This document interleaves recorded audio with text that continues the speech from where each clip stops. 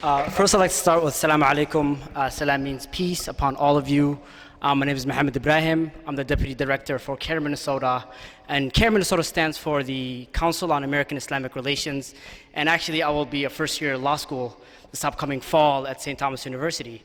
And I really came here with just three messages to really before I came here, my dad was like, yo, make sure you talk to the young people. But I really want to talk to everybody here because I have a specific message for everybody that's here, right? And I want to talk about having courage. I want to talk about having audacity. And I also want to talk about being the change that you want to see, right? So the first part about courage, and this is specifically to our elders because it took a lot of courage to leave a war-torn country in Somalia because of a Cold War that happened and started because it was not your fault. And it took courage to actually come out and grab all of your children, leave everybody behind, and come to a foreign land, right? Some people went to Europe or they went to the Arab countries and something happened there as well. And then they had to leave again, right? And that took a lot of courage. Because without of your courage, all of us would not be here. So I want to say thank you to all of you for the courage that you do have. And the second piece that follows up with courage is audacity, right? Because you cannot be courageous if you do not have the audacity to do so. You have to have a little bit of will, right? Some people say oomph. You have to have a little bit of oomph behind everything that you do. Right? And for me personally, I graduated from John Marshall High School here. I went to RCTC for a semester, then I went up to Augsburg College where I studied political science, pre-law, but I started out as a biology major.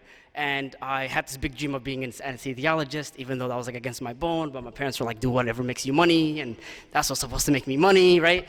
But I hated it, right? I hated it. I hated my biology teacher. I hated my chemistry teacher. And to be quite honest with all of you, like, that's okay, right? And I had to have a little bit of audacity to say, you know what, I really like political science.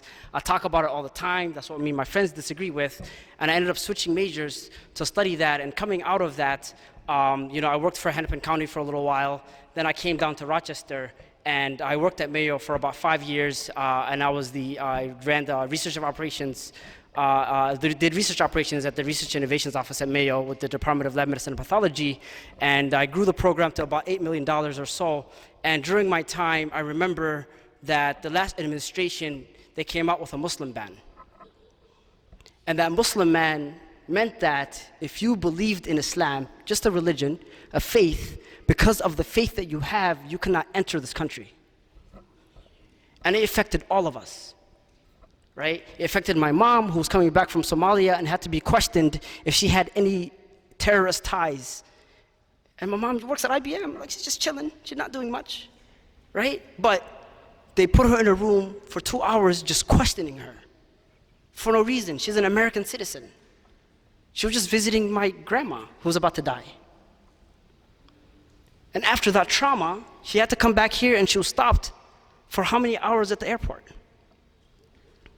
And I remember sitting down in my cubicle, and there was protests happening, and lawyers were running around and doing all of this stuff to make sure that people could just come home to the country who were American citizens.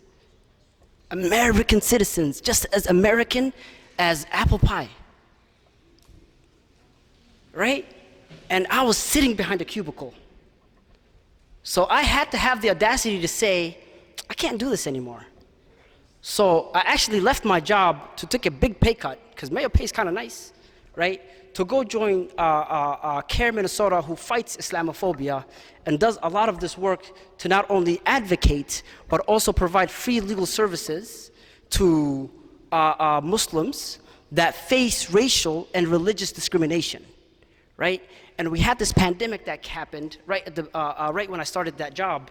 And I remember there was about 90 masjids, 90 mosques, places of worship across the state of Minnesota, and about 50 of them were not able to pay rent for the next month, and a lot of them are on this contract for deed, where it's rental own type of, agreement, and a lot of them had these balloon payments coming up.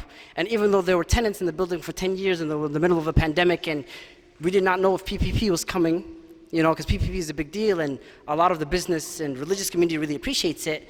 But at that time, there was about 55 masjids that had to face closure. And for us, our mosques is our place of worship, but also it's a place of community, is where we meet up with our friends before we do stuff, right?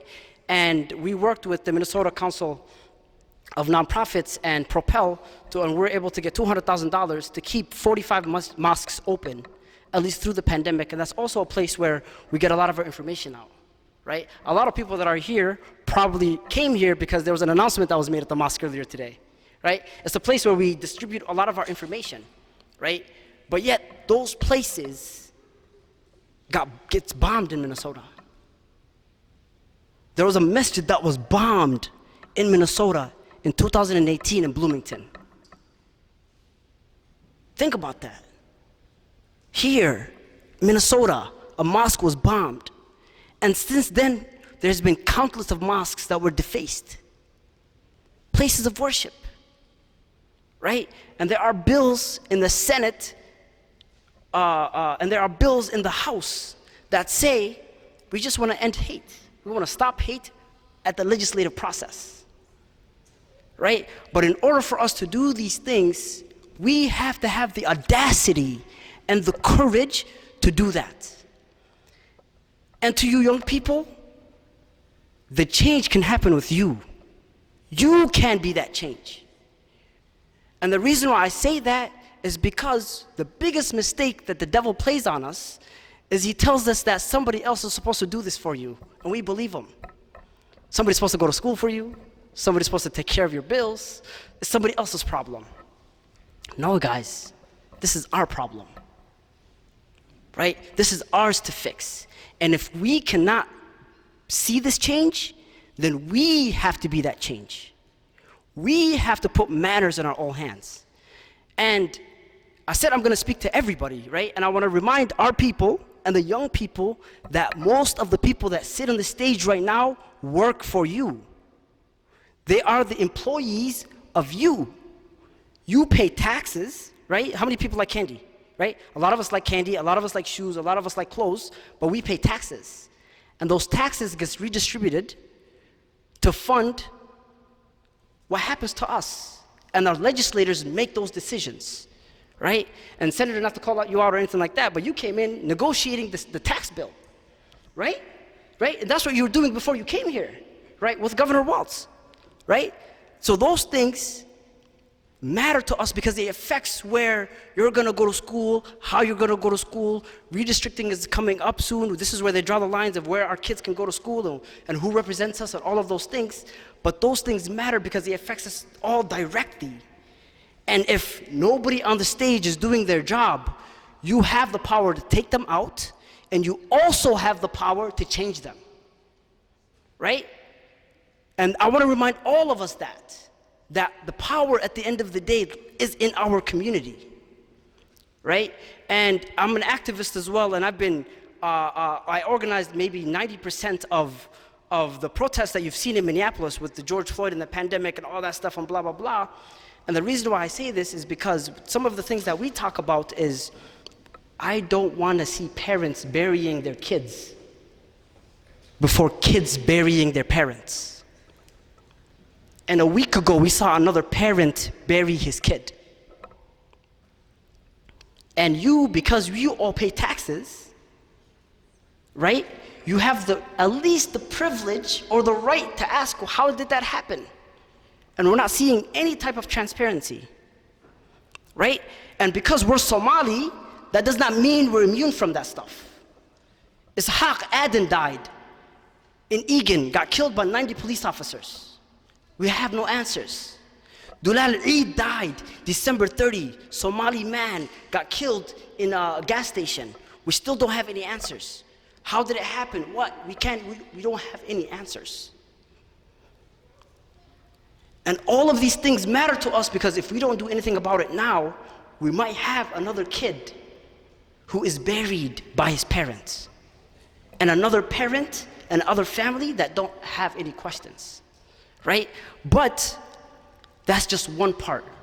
Education is another part, right? And the advice that was given earlier is actually very true, because I think somebody was mentioned, I think Minister Saleh mentioned that Cradle to Careers, somebody's here. Julia Brock, who's the executive director of Cradle to Career, actually convinced me to leave Mayo and pursue my passion. And that was some of the best advice that I got, right? So I do have this special place in my heart for Cradle to Career. But what's also important to us is that for all of us, if we cannot change something with our hands, we have to change it with our mouths. And if we cannot change it with our mouths, we have to change it with our hearts. But we cannot change anything if we do not have the audacity. And if we don't have courage, we cannot have the audacity. So all of young people, I want to congratulate you, and I want to say now this is the first day of the rest of your life. And if you want to see change, you have to have courage, you have to have audacity, and if you still don't see it, you have to be the change. Thank you.